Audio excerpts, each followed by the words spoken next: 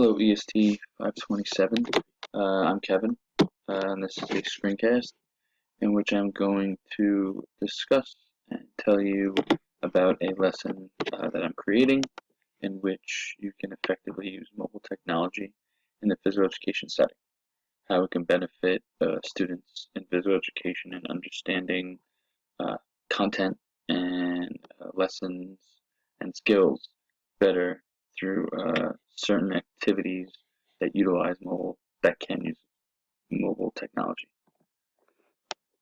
So first, my rationale, looking at the purpose of physical education and how learning these content, skills, and information benefit the student, along with how the use of technology essentially enhances and increases their understanding of it.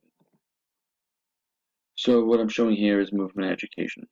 I have right here a picture of anatomy of the muscles in the human body.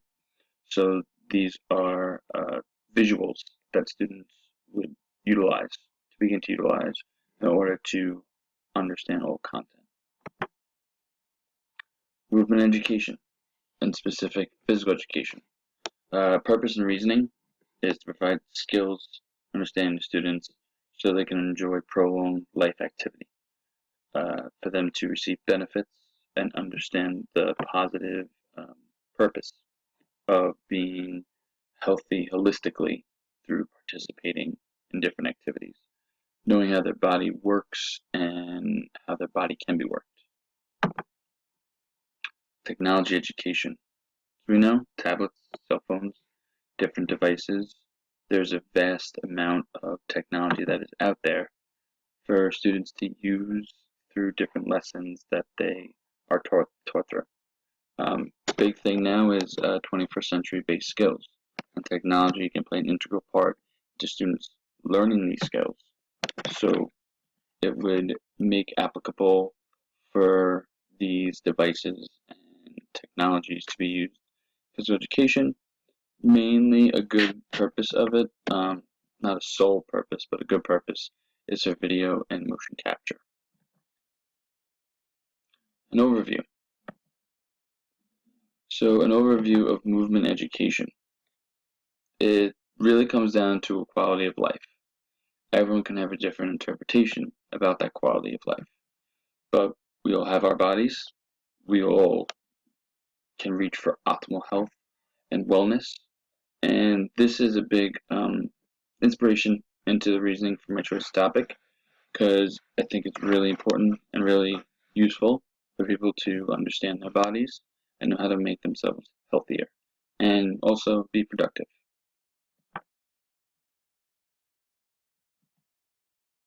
So with physical education, educators use sport and activity as like the medium through which students learn through their bodies. It's structured activities, and with this lesson, it's a way for the students to improve different skill sets. They can work within groups, assisted by educators, and it can allow them to improve their abilities in collaborative environments. So now to the technology education part of it that is implemented within physical education. An app that I came across that I liked, Hootie or Huddy technique. As you can see here, different features of the app that allow someone to analyze someone's movement. So it's like technology can speak for itself. It's a very wonderful tool. A person can be handed a device and just be said, here you go, try and see what works. Or someone could be trained by a professional and they can be taught how to effectively use that device, both to gain experience through whatever content they're learning, in this example, phys ed, as well as understanding the technology and how you can use it in a more productive fashion. So for my idea with this, the purpose of using it, to provide this visual tool. Students can have fun with the technology, it's productive, it can be effective in giving them a visual feedback, and they can utilize within the app. They're seeing shapes and lines, and it's almost as if you're watching a sporting event, and they show a replay, the commentator is drawing arrows for the audience to focus on. Same way that this app can be done. Person is filmed, their teammate or partner can highlight things, and then they can all together decide on adjustments that can be completed in order for the person to improve the way that they perform their skill. So in review of how this can benefit and work, I tend to learn everything and anything, whether it's a project, an assignment, or lesson that I do.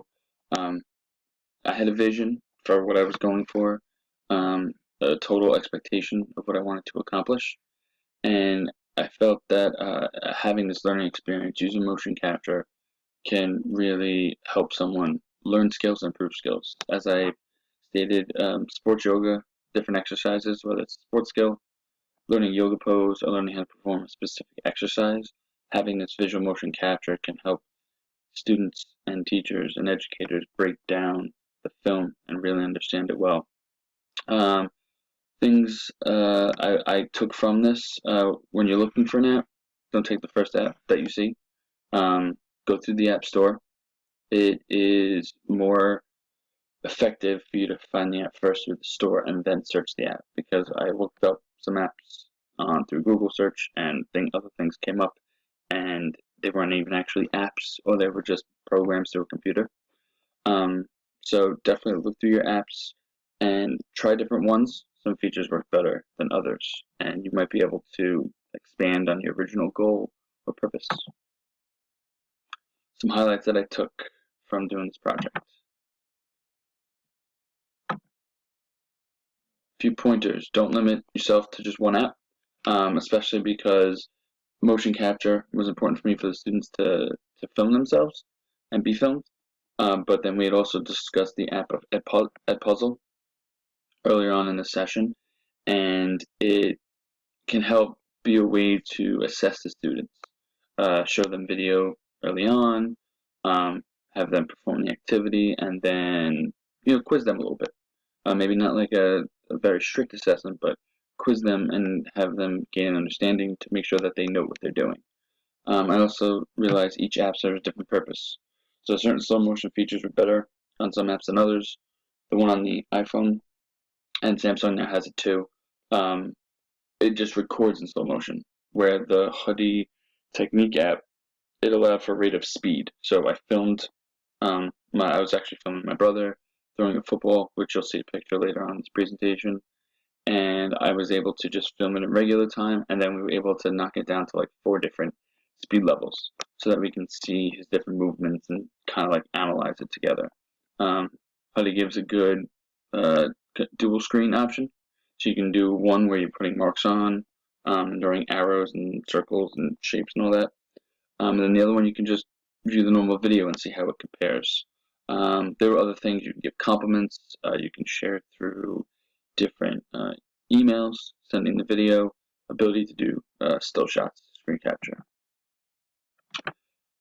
In the future, I can see myself using all this for any type of authentic learning experience. It's for me for using for assessing, but I don't want the activity to be dictated by the technology. I want to have the students have a learning experience, their movement, and then they're using the technology to enhance their experience. And quite possibly, I could develop an app myself, with working with enough of them to achieve maybe a perfect app for myself, and see what the potential for that is in the future. So a little visual walkthrough of how I would do this lesson.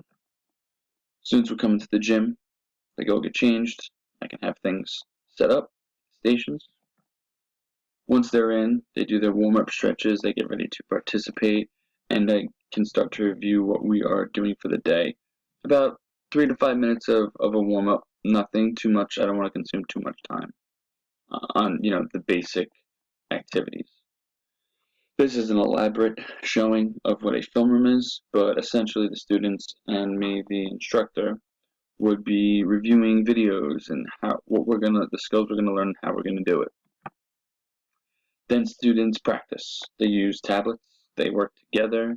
They can review each other's videos and practice recording one another.